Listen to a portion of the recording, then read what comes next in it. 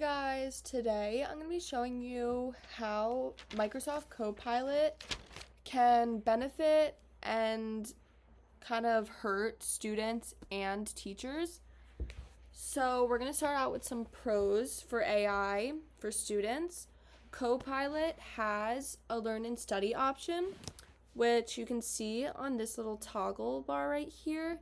If you just press the little arrow, there is a learn and study option. It has all these different things you could do. Some of them being taking a quiz. I'll load up a quiz while I talk about the rest of them. I'll just do a random one.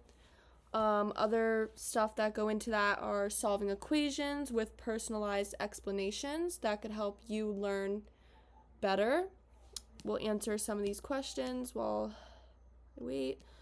I don't know any of the answers, but I'll just show you how the quiz works because awesome. So I got none right, so I can go back and review the explanations as to why they're the right answers.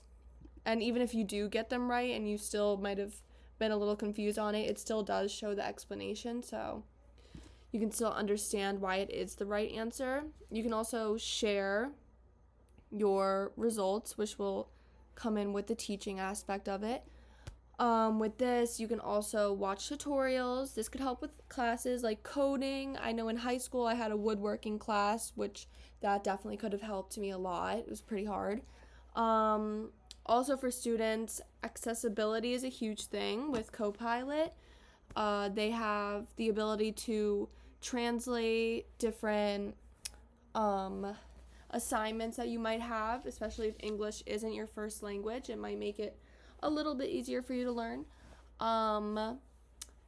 They can also help with supporting learning disabilities as well as tutoring.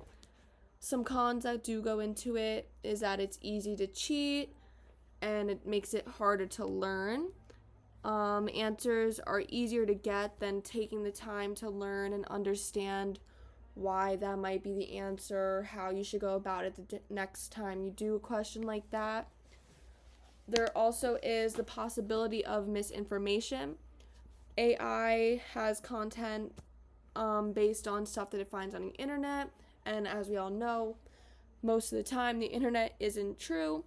So the content could be based on flawed data, giving you the incorrect answer or incorrect explanation to certain things. But now for teachers, some pros that for them are helping assist making lesson plans. You can just ask them, make a lesson plan for a third grade class. Sorry, I type really bad. Learning clouds. I know my mom is a third grade teacher, so she sometimes has science units on that. So it can give you like some objectives to go around, stuff like this. It gives you actually a lab to do, which is really cool. So you don't have to think too much. It also could help aid grading student assignments. This will go into a con I'll talk about later. You can also create quizzes and presentations as we saw here. You could hit this share button and post it on different learning platforms like Moodle or Google Classroom, stuff like that.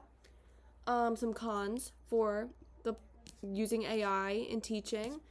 There is a lack of experience and training with AI. And with this, there's also a huge pushback from school officials for the use of AI.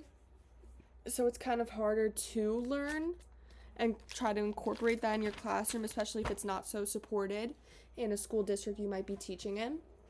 There also is privacy and ethical concerns, going with what I was talking about before with helping grade student assignments or quizzes.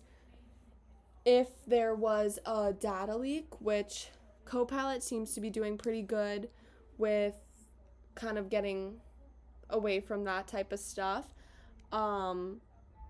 that data leak could expose student information, stuff like that, their assignments to the public.